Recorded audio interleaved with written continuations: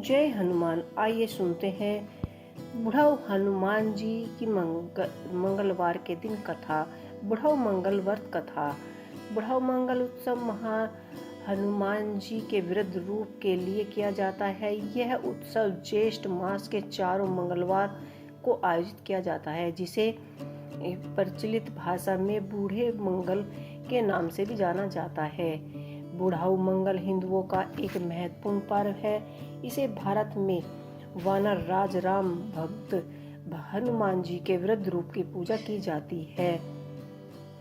श्री हनुमत शक्ति और ऊर्जा के प्रतीक है। वह जादुई शक्तियों और बुरी आत्माओं को जितने की क्षमता रखने वाले देव रूप में पूजे जाते हैं। बुढ़ाऊ मंगल दक्षिण भारत की उपेक्षा उत्तर भारत में ज़्यादा प्रमुखता से मनाया जाता है, परंतु उत्तर भारत में ही कहीं कहीं यह त्योहार ज्येष्ठ मास के प्रथम मंगलवार को मनाया जाता है। इसमें कानपुर एवं वाराणसी मुख्य शहर है।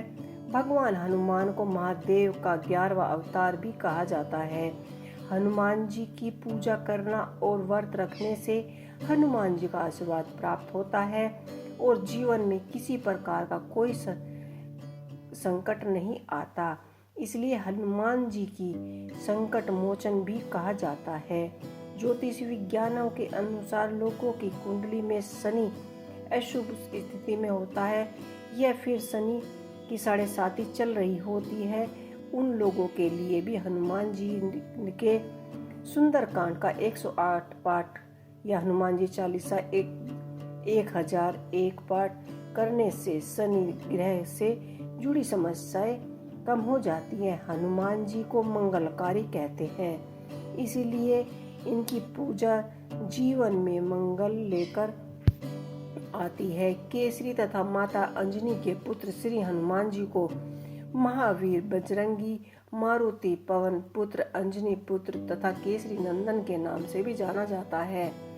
पवन पुत्र हनुमान को भगवान शिव के 11वें रुद्र अवतार माना गया है। अतः प्रत्येक हनुमान मंदिर में शिवलिंग स्थापित अवश्य किया जाता है। हनुमान जी की प्रतिमा पर लगा केसरी सिंदूर अत्यंत पवित्र माना जाता है, क्योंकि मानता है कि हनुमान जी को केसरी सिंदूर अत्यंत प्रिय है। भक्तगण प्रिय इस सिंदूर को देसी घी में मिलाकर भगवान की प्रतिमा पर लगाते हैं। प्रसाद के रूप में उसका टीका तिलक के रूप में अपने मस्तिष्क पर लगाते हैं। ऐसी मान्यता है कि इस तिलक के मध्य से भक्त श्री हनुमान जी की कृपा से उन्हें उनकी तरह शक्तिशाली, ऊर्जावान और संयमशील हो जाते हैं। बुढ़ाऊ मंगल की ऐतिहासिक प्रचलित कथाएं बहुत सारी हैं। वैसे तो बुढ़ाऊ मंगल के बारे में कई स्थानों में प्रचलित है, जिसका वर्णन मिलता है। यहाँ पर हम कुछ ऐसे ही की नित्य है जो सदियों से चली आ रही है।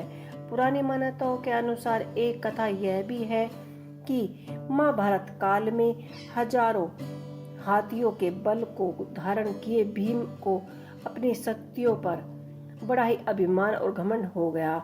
रुद्र अवतार भगवान हनुमान ने एक बूढ़े बंदर का भेष धारण कर उनका घमंड चूर चूर कर दिया। आगे चलकर यही दिन बुढ़ाऊ मंगल कहने लगा। एक कथा ये भी है कि एक अन्य मत के अनुसार रामायण काल में भद्रपद महीने के आखिरी मंगलवार को माता सीता की खोज में जब लंका पहुंचने पर हनुमान जी की पूंछ में रावण ने आग लगा दी, तो हनुमान जी ने अपने विराट रूप को धारण कर लंका को जलाकर रावण का घमंड चूर कर दिया। ऐसे ही बहुत सारे मंत्र बोले जाते हैं। ओम हनुमते नमो नमः, ओम श्री हनुमते नमो नमः। पूजा हनुमान जी का जन्म सूर्य देव के समय हुआ था, इसलिए बुढ़ाऊ मंगल के दिन ब्रह्म मुहूर्त में इनकी पूजा करना शुभ माना गया है। हनुमान जी का उपवास रखें, नमक का प्रयोग न करें।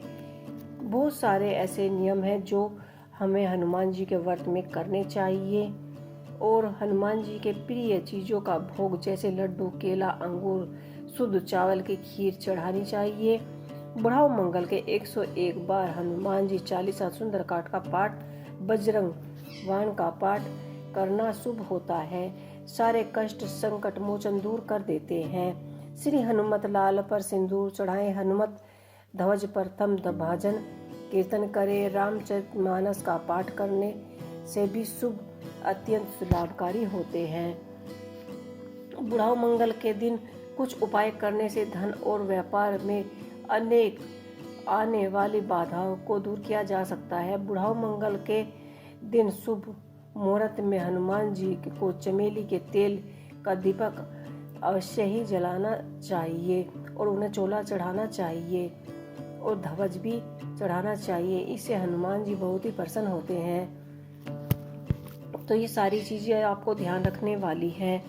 जिनके मन के समान गति और वायु के समान वेग है, जो परम जितेंद्रियों और बुद्धिमान में श्रेष्ठ है, उन पवन पुत्र वानरों के प्रमुख श्री रामदूत में श्रेष्ठ उन पवन पुत्र वानरों में रामदूत की शरण लेता हूँ। कलयुग में हनुमान जी की भक्ति से बढ़कर किसी अन्य की कोई भक्ति शक्ति नहीं है।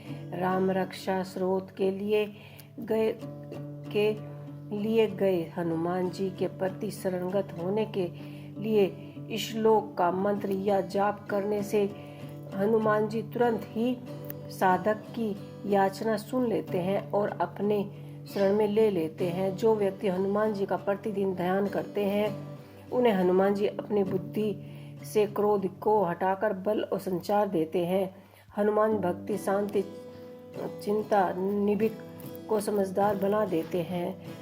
और आप ये थी हनुमान जी के जन्म से संबंधित बुढ़ाऊ मंगल की कथा। तो आपको ये कथा कैसी लगी आप मुझे अवश्य ही बताइएगा। इसके बाद आप चाहे तो हनुमान जी की आरती भी कर सकते हैं। आरती कीजिए हनुमान लाला की, इस तरह की जो आरती होती है आप साथ में आरती भी कर सकते हैं।